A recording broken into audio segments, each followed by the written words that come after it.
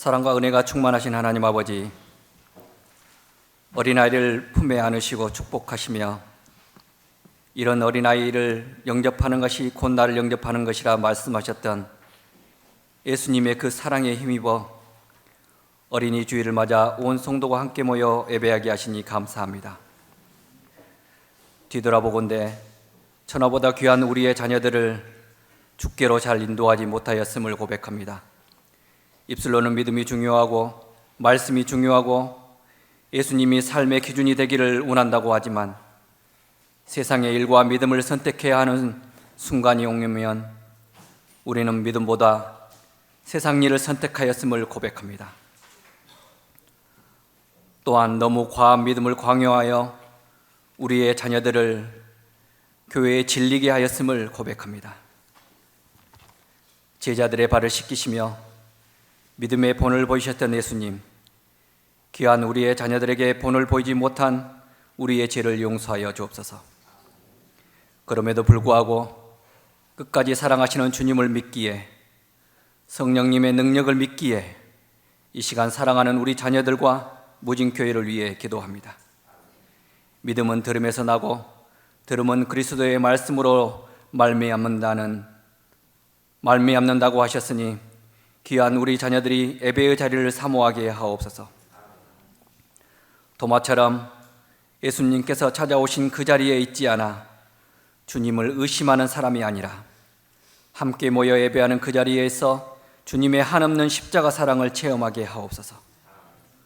혹 그 자리에 있지 않더라도 주께서 도마에게 다시 찾아가 주신 것처럼 우리의 자녀들에게 못자국난 손과 창에 찔린 옆구리를 내어 보이며 찾아오실 것을 믿습니다. 사랑의 주님, 우리의 자녀들을 불쌍히 여겨 주옵소서. 기억하여 주옵소서. 하늘의 생명책에 그 이름 한자 한자가 기록되기를 소망합니다. 진심으로 우리 예수님 가슴에 품고 살아가는 믿음의 자녀가 되기를 소망합니다. 공부하는 시기에 오니 무엇보다 지혜를 주시고 많은 것을 기억할 수 있는 능력을 허락하옵소서. 특별히 귀한 선생님들을 우리 자녀들에게 붙여주시고 믿음의 친구들도 함께 보내주옵소서. 그리하여 길이요 진리요 생명이신 주님의 나라를 꿈꾸는 믿음의 자녀가 되게 하시고 이 땅을 고치는 귀한 지도자들이 되게 은혜를 내려 주옵소서. 사랑의 주님, 우리 선생님들을 위해 기도합니다. 한 생명을 천하보다 귀하게 여기며 눈물로 기도하는 그 눈물을 잊지 마시고 하늘의 상급으로 채워 주옵소서. 씨를 뿌렸으되 열매를 보지 못하여 낭망하고 지치는 순간에도 주께서 위로하여 주시고 더욱 힘을 내어 주의 말씀을 심게 하옵소서. 은혜의 주님, 우리 무진교회를 위해 기도합니다. 우리 무진교회가 미래 세대인 우리 자녀들에게 더욱 힘을 쏟는 교회가 되게 하옵소서. 점점 노화되어지는 교회, 어린아이들의 깔깔거리는 웃음소리가 사라지는 교회가 아니라 뛰노는 아이들이 많아지는 교회, 그 속에 찬양이 넘치는 교회, 아멘이 넘치는 교회, 가족처럼 사랑이 넘치는 교회, 자녀들을 위해 합심으로 기도하는 교회, 아이들의 이름을 기억하는 교회, 교회 학교 선생님이 꿈이 되는 교회, 목회자를 꿈꾸는 교회, 이런 교회 되게 하옵소서.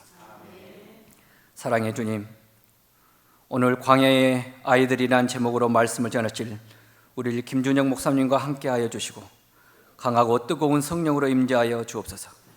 그 말씀이 여기 모인 모든 무진교회 성도님들과 함께 예배하는 귀한 우리 자녀들에게 살아서 움직이는 말씀이 되게 하시고 골수를 찔러 쪼개는 말씀이 되어 우리의 삶을 변화시키게 하옵소서. 단 한 사람도 그냥 돌려보내지 마시고 말씀을 통해 힘을 얻고 말씀을 통해 위로를 받으며 말씀을 통해 도전을 받는 귀한 시간이 되게 하옵소서. 지금도 문 밖에 서서 우리의 마음 문을 두드리시며 애타게 기다리시는 예수님의 이름으로 기도합니다. 여호수아 1장 1절에서 9절에 기록된 하나님 말씀 교독하겠습니다. 여호수아 1장 1절 말씀. 여호와의 종 모세가 죽은 후에 여호와께서 모세의 수종자 눈의 아들 여호수아에게 말씀하여 이르시되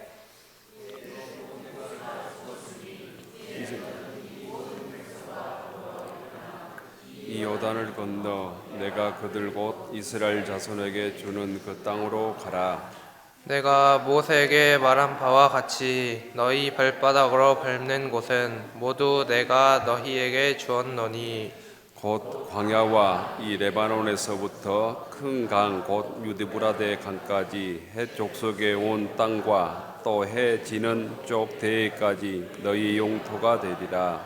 내 평생에 너를 능히 대적할 자가 없으리니 내가 모세와 함께 있었던 것 같이 너와 함께 있을 것임이니라. 내가 너를 떠나지 아니하며 버리지 아니하리니 강하고 담대하라. 너는 내가 그들의 조상에게 맹세하여 그들에게 주리라 한 땅을 이 백성에게 차지하게 하리라. 오직 강하고 극히 담대하여 나의 종 모세가 내게 명령한 그 율법을 다 지켜 행하고 우로나 좌로나 치우치지 말라. 그리하면 어디로 가든지 형통하리니 이 율법책을 내 입에서 떠나지 말게 하며 주야로 그것을 묵상하여 그 안에 기록된 대로 다 지켜 행하라. 그리하면 내 길이 평탄하게 될 것이며 내가 형통하리라. 내가 내게 명령한 것이 아니냐. 강하고 담대하라. 두려워하지 말며 놀라지 말라. 내가 어디로 가든지 내 하나님 여호와가 너와 함께 하느니라 하시니라. 아멘. 오늘은 광야의 아이들이라는 제목으로 하나님의 말씀을 전합니다. 광야의 아이들.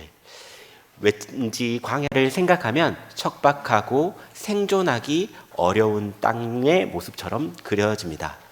맞습니다. 광야는 사막과 같은 곳이고 굉장히 사람이 살아가기에 어려운 땅입니다.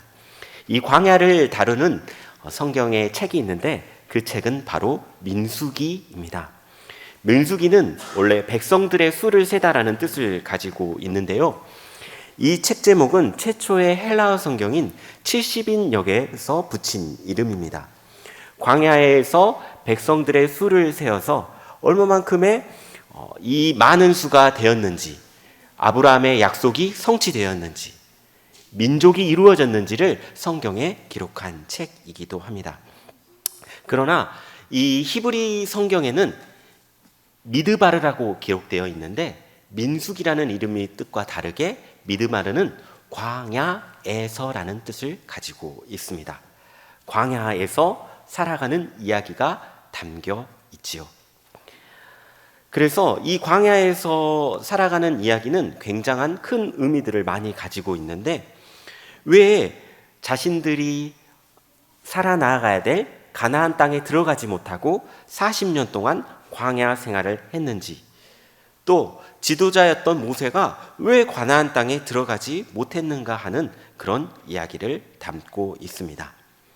민수기는 백성들의 수를 세는 것을 넘어서 광야의 생활을 하며 지냈던 이야기를 모두 포괄하고 있습니다. 그런데 흥미로운 것은 이 민수기에서 눈의 아들 여호수아라고 부르는 횟수가 무려 12번 중 11번입니다. 여호수아의 이름을 그냥 부르면 될 텐데 누구네 아들이라고 명시되어 있습니다. 갈렙을 부를 때도 마찬가지입니다. 그냥 갈렙하고 부르면 될 텐데 이 민수기에서는 여분네의 아들 갈렙이라고 명시하고 있습니다. 무려 9번 중 7번을 이렇게 기록하고 있습니다. 이렇게 기록한 이유는 성경이 족보를 중요시하고 누구의 아들은 가문을 대표하고 이어진다는 뜻을 가지고 있는데요.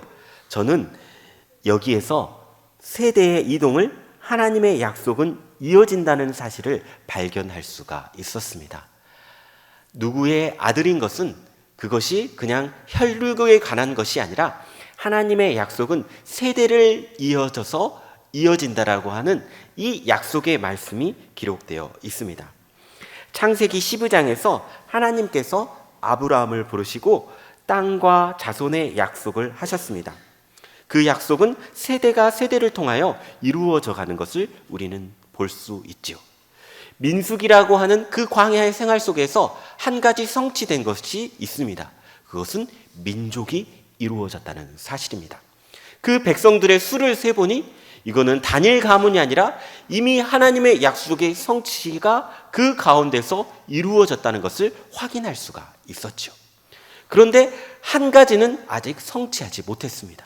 그들은 아직 약속의 땅으로 들어가지 못했다는 사실이죠. 왜 그들이 아직 약속의 땅으로 들어가지 못했나? 거리는 매우 가깝습니다. 성경에서 기록하기를 예굽 땅에서 가나안 땅으로 들어가는 그 직선 거리가 312km 정도입니다. 여기 광주에서 서울 가는 거리죠. 그런데 너무나 험해서 안전한 길로 택하면 한 600km 정도 됩니다. 그러면 40일 동안 걸어가면 충분히 그 약속의 땅에도 들어갈 수 있음에도 불구하고 그들은 40년이라고 하는 그 광야의 생활을 하게 됩니다. 그것은 그들이 하나님의 약속을 믿지 않았기 때문입니다. 하나님은 땅을 주신다고 약속하셨죠. 그러나 12정탐꾼을 보내줬는데 그 10명의 정탐꾼이 하나님이 주시겠다고 하는 그 땅을 본 것이 아니라 무엇을 보았냐면 사람을 보았습니다. 견고한 성읍을 보았습니다. 자신들의 정말 과연 정복할 수 있는가 없는가를 현실적인 계산기에 올려두었던 것이었죠. 하나님은 땅을 보라고 정탐꾼을 보냈는데 그들은 하나님의 약속보다는 자신들이 차지할 수 있을까 없을까를 계산해 두었습니다. 하나님이 그들을 벌하신 게 아닙니다. 그들이 하나님의 약속을 파기시켜 버렸습니다. 그래서 그들은 40년이라고 하는 그 광야의 생활에 머물게 되었죠. 그러나 그 광야에서 태어난 아이들이 있었습니다. 그들은 출애굽을 경험하지 못했지만 광야에서 태어났습니다. 광야에서 태어난 아이들의 삶은 어땠을까요? 광야는 사람이 살기에는 굉장히 어려운 땅인데 이들의 삶이 불행했을까요? 저는 그렇게 생각하지 않습니다. 상황과 환경이 척박하고 어렵다고 할지라도 그 척박한 것 가운데서 하나님의 현존을 이 광야의 아이들은 맛보았습니다. 더우면 구름 기둥으로 지켜주시는 하나님, 우리가 추위에 떨고 있으면 불기둥으로 우리를 지켜주시는 하나님, 아 배고프다 하면 만나와, 고기 먹고 싶다 하면 메추라기야. 이 광야의 아이들은 이유식을 만나와 메추라기로 먹는 세대였습니다. 하나님의 현존을 뜨겁게 경험했습니다. 그리고 한 가지 기억하게 되죠. 왜 그들이 광야에 머물게 되었는가를. 그들은 이미 실패해버린 조상들을, 하나님의 약속을 파괴해버리고 내팽개쳤던 그 조상들의 교훈을 몸으로 세웠습니다. 그 조상들의 실패 때문에 우리는 광야에서 생활하고 약속의 땅으로 들어갈 수 없다는 사실을 알았죠. 이렇게 광야의 아이들은 성장하게 됩니다. 광야의 아이들이 어려움이 없었던 것은 아닙니다. 그들에게 가장 큰 어려움이 찾아오는데 할아버지와 같았고 늘 하나님의 현존을 가장 깊이 잘 알려주던 모세 지도자가 죽임을 맞게 됩니다. 그들은 약속의 땅으로 들어가기 위해서 모세 선지자의 말을 믿고 따랐는데 그 모세를 잃어버리게 되었죠. 그들은 30일 동안 슬퍼합니다. 애도하는 기간이 3일장, 5일장도 힘들 수 있는데 무려 30일이라고 하는 그 애도의 기간을 갖게 됩니다. 모세의 선지자는 또 어떠한 예언자입니까? 성경이 기록합니다. 모세와 같은 예언자는 없었다. 그리고 모세는 하나님의 얼굴을 대면한 사람이었습니다. 그리고 모세가 하나님으로부터 받은 그 기록된 말씀이 그들에게는 법이 되었죠. 오후 예배 모세에 관해서 이야기하니까 오후 예배 나오셔도 좋을 것 같습니다. 짧게네요. 홍보였습니다. 그래서 그런 모세를 잃어버렸습니다. 좌절감은 엄청났을 것 같습니다. 그러나 하나님께서 그들에게 말씀하셨습니다. 오늘 여호수아 1장 1절에는 하나님이 나의 종 모세는 죽었다고 말씀하십니다. 모세가 죽어서 여호와께서 모세의 수정자 눈의 아들에게 말씀하여 이르시되라고 기록하고 있는 것이죠. 모세의 시대는 끝났다는 것을 의미합니다. 이제는 새로운 여호수아의 시대가 열릴 것을 하나님이 선언하셨습니다. 이제 광야의 아이들은 더 이상 아이들이 아니라 이 시대의 주역이 된다는 것을 선포하는 장입니다. 여호수아를 지도자 삼아 이제는 광야의 아이들이 아니라 여호수아의 세대가 되고 누구도 해내지 못했던 약속의 땅, 젖과 꿀이 흐르는 땅을 정복하는 세대로 성장하게 됩니다. 그들의 조상들이 해내지 못한 과업을 성취하게 되는 것이죠. 그들에게는 엄청난 두려움이 있었지만 하나님의 약속을 신뢰했습니다.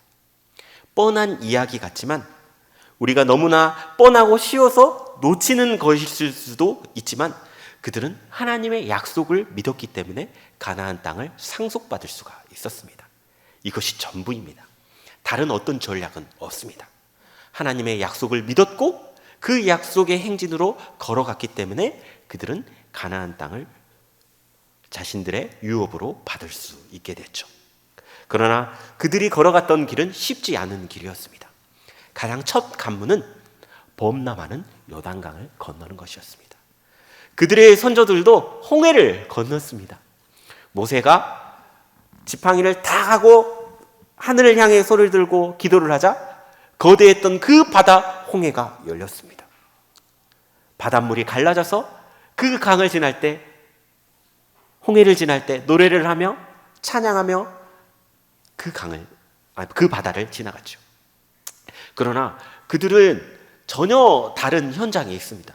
요단강을 건널 때 기도를 해서 요단강이 샥 갈라지고 멋지게 들어가면 좋겠는데 하필 그때가 요단강이 범람할 때입니다. 광야의 아이들 여호수아의 시대는 다르게 하나님이 역사하시는 것이죠. 두려움과 떨리는 가운데 그 깊은 요단강에 발을 담그라고 말씀하십니다. 가장 먼저 제사장이 앞장세워 그 요단강 물을 밟을 때 그 요단강의 물이 빠지기 시작합니다. 이전의 경험과는 다른 것이었죠. 그들은 그렇게 요단강을 지났습니다. 그렇게 선조들의 조상들의 이야기하고는 다르게 눈앞의 위기와 현실을 직접 걸어간 세대였습니다. 요단강을 건넜습니다. 그런데 하나님께서는 또 어려운 주문을 하셨습니다. 할례를 행하라고 합니다. 할례를 행하라고 하는 것은 몸에 칼을 대는 행위입니다. 멀쩡해서 전쟁에서 이겨도 쉽지 않는 상황에서 자신들의 몸에 칼을 대며 하루 이틀 동안에 움직일 수 없는 상황을 하나님이 요구하십니다. 그러나 그들은 순종했습니다. 적들이 언제 쳐들어올지 모르는 그 위기 상황에서도 하나님 말씀에 순종하는 세대였습니다. 그들은 할례를 행했죠. 그것뿐만이 아니었습니다. 그들이 가나안 땅에 들어갔을 때 거대한 성읍 여리고성이 떡하니 눈에 버티고 있었죠. 도저히 사람의 힘으로 정복할 수 없는 그 여리고성을 어떻게 했습니까? 하나님께서 걸으라 말씀하셨습니다. 그리고 7일 동안 그 여리고성을 걷게 되고 그 앞을 향하여 선포하여 그 여리고성을 무너뜨렸습니다.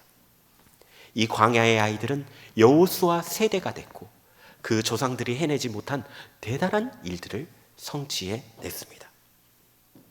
어떻게 이렇게 했을까요? 그들은 조상의 실패를 몸으로 새겼기 때문입니다. 위기를 위기라 말하고 그 위기 앞에서 하나님의 말씀을 강하고 담대하게 믿으면 그 언약은 성취된다. 내가 하나님의 약속을 버리지 않는다면 하나님께서도 우리를 버리지 않는다라고 하는 확신이 있었기 때문입니다. 여호수아의 세대는 믿음의 세대입니다.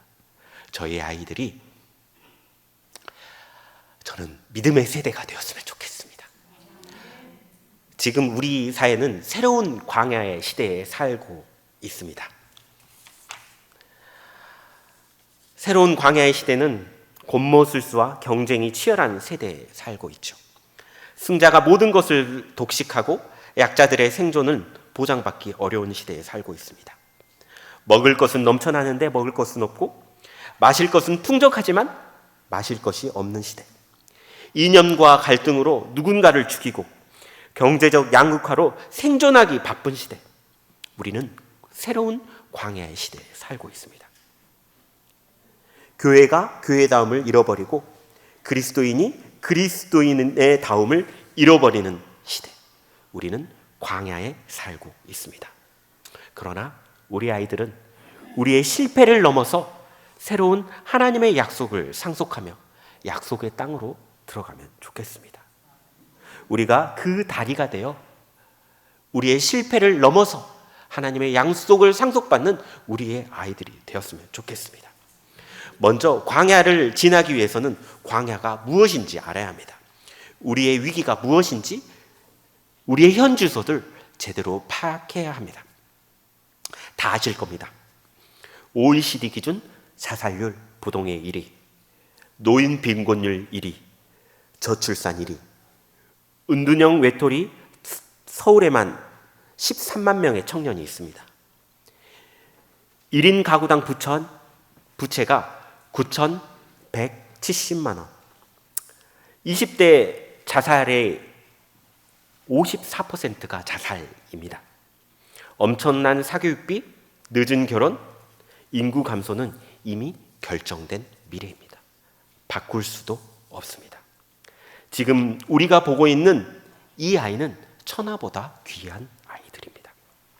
교회는 이 아이들을 지키며 보호해주며 키워내야 될 의무가 있습니다. 이 아이들이 세상을 변혁시킬 지혜와 힘이기 때문입니다. 하나님으로부터 오는 믿음과 소망, 사랑으로 우리와 우리 이 아이들을 통하여 세상을 치유하시는 하나님의 역사를 바라보아야 합니다. 이 아이들은 행진하는 여호수아 세대가 될 것입니다.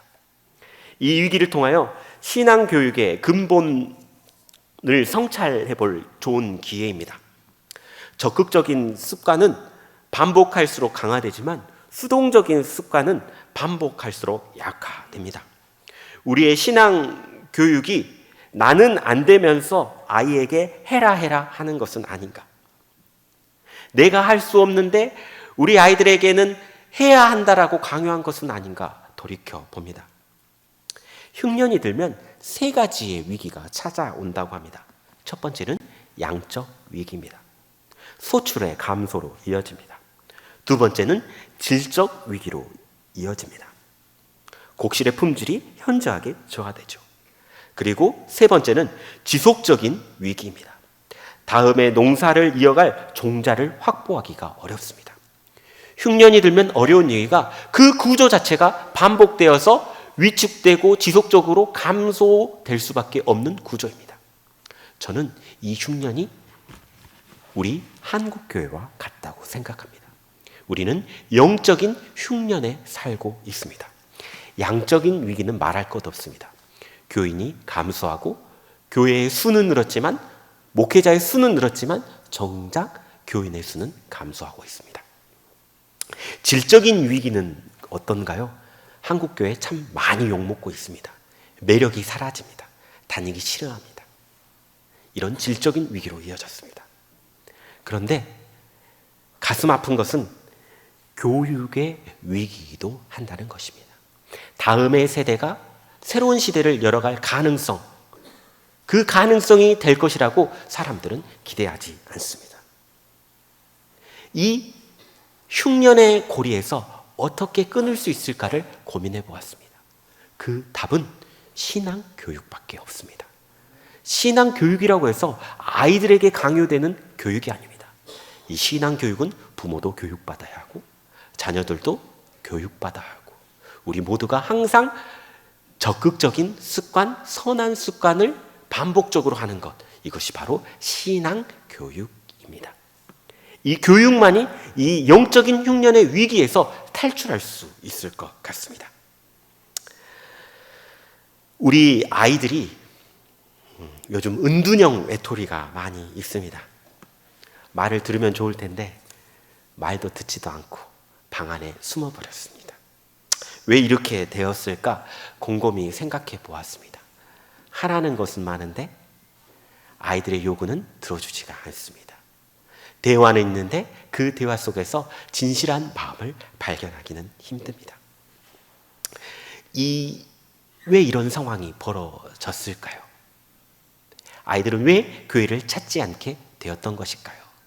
왜 아이들은 부모와의 대화를 거절했을까요? 저는 여기에 교회의 책임이 있다고 생각합니다. 교회는 다음 세대를 영적인으로 성장시킬 수 있다는 미명하에 교회 학교를 홍보하고 있습니다. 교회 학교에 오면 모든 것을 해결해 줄 수 있을 것처럼 이야기합니다. 그래서 더 큰 교육관, 더 좋은 교육사역자, 더 현대화된 교육 선비들을 구비해 놓고 교회가 내 경쟁을 합니다. 그래서 이 교회가 교육하기 가장 좋은 교회라고 홍보하죠. 그리고 교회 간의 경쟁을 부추기고 시설이 좋은 교회, 환경이 좋은 교회가 아이들을 교육하는 교회 학교다라고 홍보하고 있습니다. 이것은 첫 단추가 잘못된 겁니다. 교회 학교는 위탁기관입니다. 교회 학교는 위탁기관입니다. 교회 학교가 전부 해결해 줄 수 없습니다. 교회 학교는 돕는 역할을 하지 책임지는 역할은 할 수가 없습니다. 책임은 부모님이 지셔야 합니다. 한국 교회와 교육의 문제는 아이들에게 책임을 져주지 않습니다. 전문가에게 위탁합니다. 좋은 학원을 보내서 성적을 올리고 좋은 학교를 보내서 아이들을 케어한다고 생각을 하죠. 놀아줄 때도 학원을 보냅니다. 농구학원, 축구학원. 부모가 아이를 책임져야 되는 가장 하나님이 세우신 사람인데 아이들을 전문가라고 생각하면서 아이들을 양도해 버리는 것이죠. 그렇게 되면 반드시 위기가 찾아옵니다. 교회도 마찬가지입니다. 좋은 교회 학교, 이 교회에 출석시킴에 불구하고 그거면 됐다. 이 아이가 믿음으로 잘할 것이다라고 생각합니다. 그러나 그렇지 않습니다. 우리 선생님들이 잘못해서 그런 것이 아니고요. 교회 프로그램이 잘못돼서 그런 것이 아니고요. 가장 첫 단추는 신앙은 부모가 자녀를 교육하는 것입니다.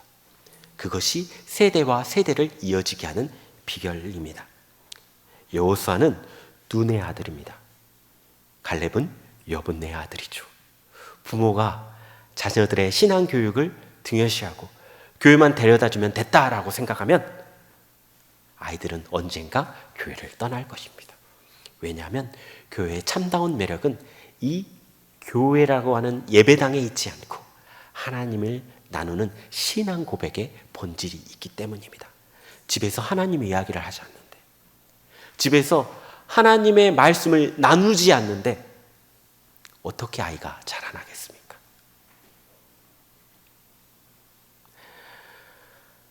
어떤 아이들은 교회를 통해서 식사 시간에 기도를 해야 된다고 배웠습니다. 식사 시간에 기도를 했더니 친구들이 놀리기 시작합니다. 그 뒤로 그 아이가 식사 시간에 기도를 할 수 있었을까요? 굉장히 힘든 조건이 됐을 거라고 생각합니다. 그럼에도 불구하고 지속 가능하게 적극적인 습관을 만들어주는 것은 가정만이 할 수 있습니다. 교회 학교에서는 주보 모으기, 찬양 알려주기, 2차적인 것을 제공할 뿐입니다. 신앙교육의 본질은 가정에 있습니다. 그만큼 가정은 힘이 있는 것이고 그만큼 힘이 있기 때문에 아름다운 곳이기 때문입니다. 레이지 조이너라고 하는 사람은 싱크 오렌지라는 책을 썼습니다. 이 싱크 오렌지라는 책은 두 가지의 색깔을 강조하고 있습니다. 가정에서 이루어지는 사랑의 가르침을 빨간색으로, 그리고 교회에서 이루어지는 진리의 가르침을 노란색으로 말합니다. 교회에서의 진리의 가르침과 가정에서 그 따뜻한 빨간색의 가르침이야말로 오렌지색이 되는 것입니다. 오렌지색은 따뜻하고 성장을 의미하고 있는 것입니다. 아이들이 성장할 수 있는 것은 따뜻한 가정과 교회가 품어줘야 우리의 아이들이 성장할 수 있습니다. 사랑하는 교우 여러분, 하나님과의 관계보다 더 중요한 것은 없습니다. 부모보다 아이에게 하나님의 관계를 더 설명해 줄 수 있고 영향력을 줄 수 있는 사람은 세상에 없습니다. 교육자가 줄 수 없습니다. 아이에게 하나님의 관계를 더 쉽고 명확하고 나눌 수 있는 것은 부모밖에 없습니다. 그러나 교회보다 부모에게 영향을 더 크게 줄 수 있는 공동체는 없습니다. 부모님들도 끊임없이 배우고 성장해야 합니다. 그리고 교회와 부모가 손을 잡아 아이를 일으켜 세울 때 하나님 약속 위에 굳게 설 수 있는 것입니다. 두 가지의 색깔이 보완돼야만 우리의 아이들이 성장할 수 있다는 사실이죠. 그냥 맡기면 안 됩니다. 우리 아이들에게 책임을 져야 되는 것입니다. 교회가 져주어야 되고 우리의 가정이 우리 아이들에게 책임진다면 우리 아이들은 광야의 아이들을 넘어 여호수아의 세대가 될 것입니다. 마지막으로 우리의 아이들은 스승을 필요로 합니다. 본을 필요로 합니다. 광야의 아이들이 여호수아와 갈렙을 따랐던 것처럼 본이 되어 주어야 합니다. 하나님의 말씀을 기준으로 삼고 따뜻함과 열정으로 우리의 아이들을 따뜻하게 되어 주어야 합니다. 아이의 이름을 불러줍시다. 누구네 아들, 누구네 손자 말고 아이들도 이름이 있습니다. 그 아이들의 이름을 기억해주고 불러줍시다. 그리고 기도해 줍시다. 아이들은 사랑을 받고 자랍니다. 사랑을 받고 자란 아이들은 힘이 있습니다. 그 힘은 세상을 변화시키기에 넉넉한 힘입니다. 사랑받는 우리의 아이들이 오늘의 광야를 지나서 새로운 여호수아의 시대를 열어갈 것입니다. 함께 기도합시다.